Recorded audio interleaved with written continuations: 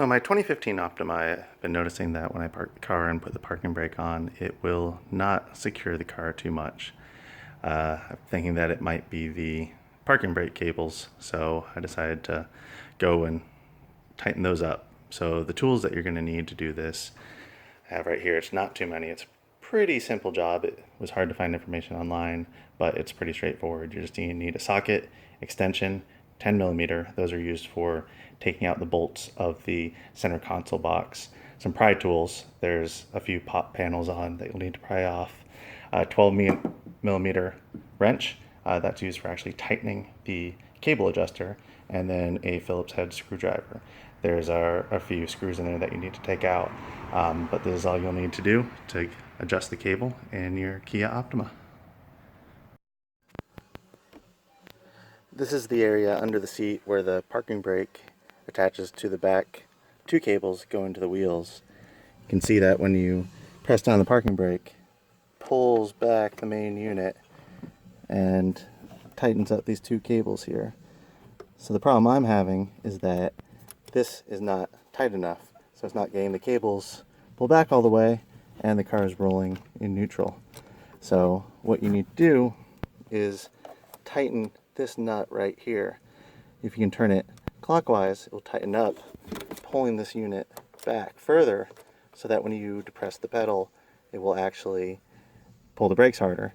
If you need to adjust it looser, which I don't know why you would, you turn it to the left and it will reduce the pull on these cables. So to be able to get to access this, you have to pull out the whole center console, which is sort of a pain, but that's the way that you can adjust it.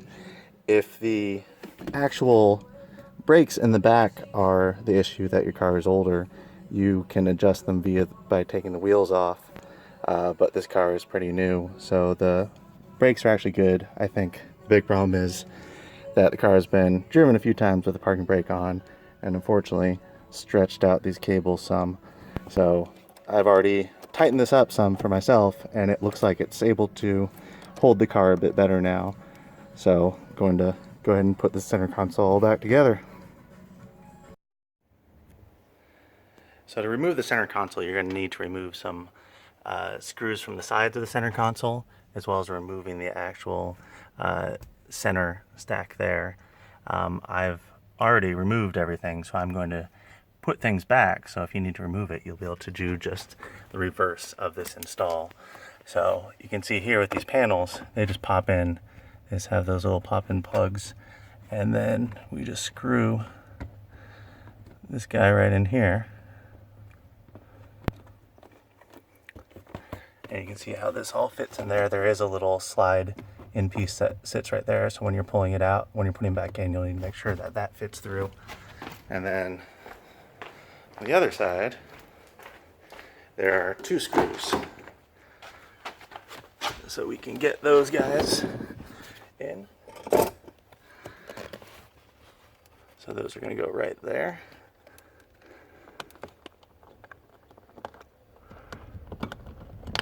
Oops, a little bit hard to do this one-handed. See if I can just get to put on the screwdriver.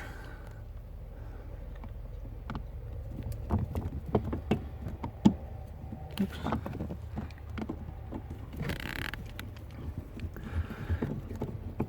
We'll put that guy right back in there. And we got our other screw.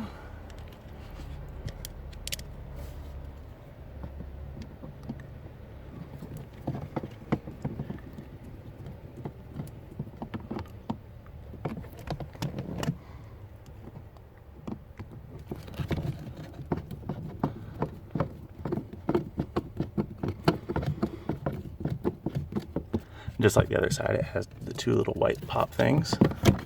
So let's pop that right back in there, and we can go back to the other side, tighten that up.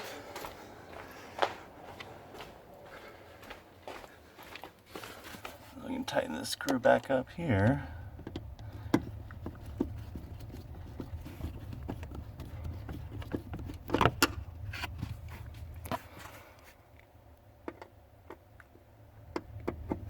left-handed, so it makes it a little bit easier to swap over on this. Slide those back right in. All right, now we're going to move back to the center console area.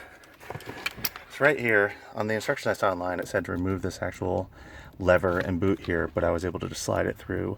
So whatever works for you. Here, less part as I take off, less I'm going to break. So we got 2 screws in here. You can see one right there and one right over there. So I'm going to start putting these back in.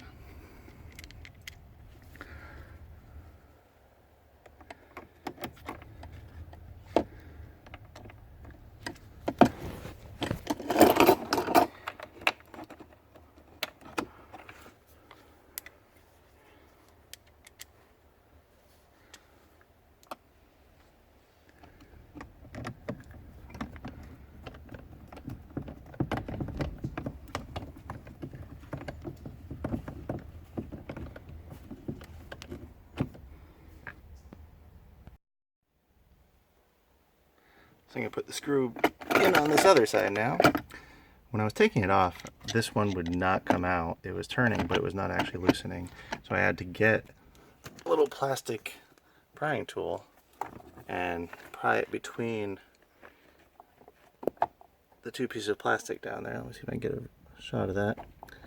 Pry it through like that and actually squeeze it so it could actually put some pressure on the backside and pull it through. So hopefully putting it back in won't have those same issues. So I've got the screw ready to go in.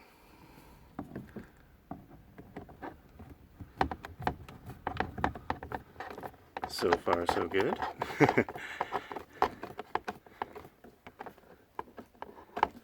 Alright, that looks like it tightened up pretty well. So next step is get the centerpiece back in. So on the back of the centerpiece has a lot of different plugs, so we need to make sure that get those all plugged in. And so one thing I did to actually get in a bit easier is put the car in neutral, and that helped to actually fit that in better. Let's start up the car here.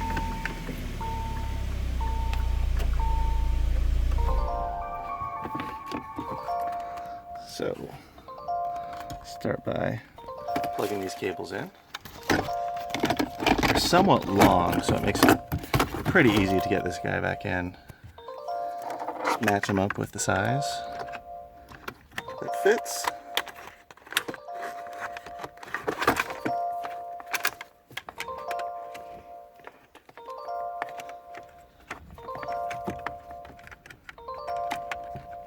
Oops. Got this little gray guy right there. This white one up here. It's a little bit hard to do one-handed. And then the one big one down bottom. So there's 4 plugs you need to get in. And then you are good to go. So now we just need to slide this back through.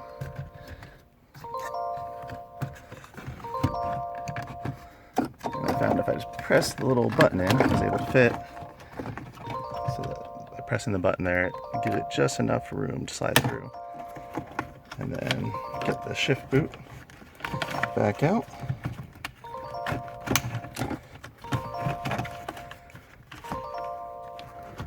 And then all you need to do with this centerpiece is align it,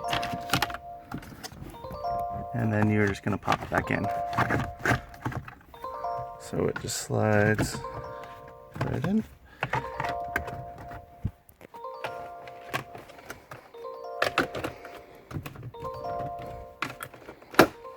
And then just pops right back in. And it has the little pop rivets along the side here, here, here, here, and here. And so once that's in, shift it back into park and then stop the car again. The beeping sort of annoying. And then we are going to put the shift boot in. So all this does is pop back in.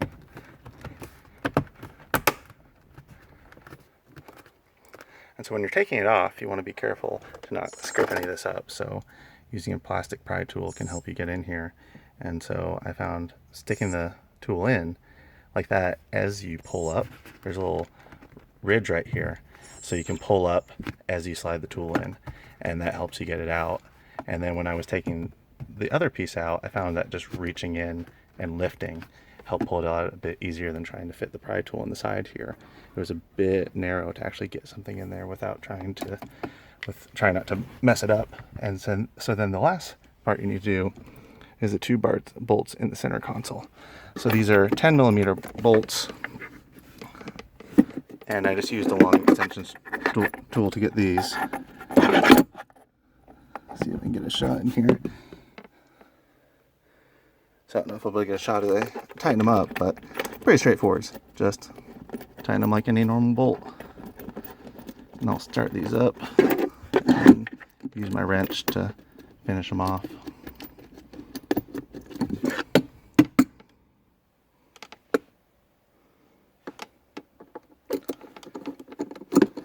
Just hand tighten them and then use the ratchet to finish them off.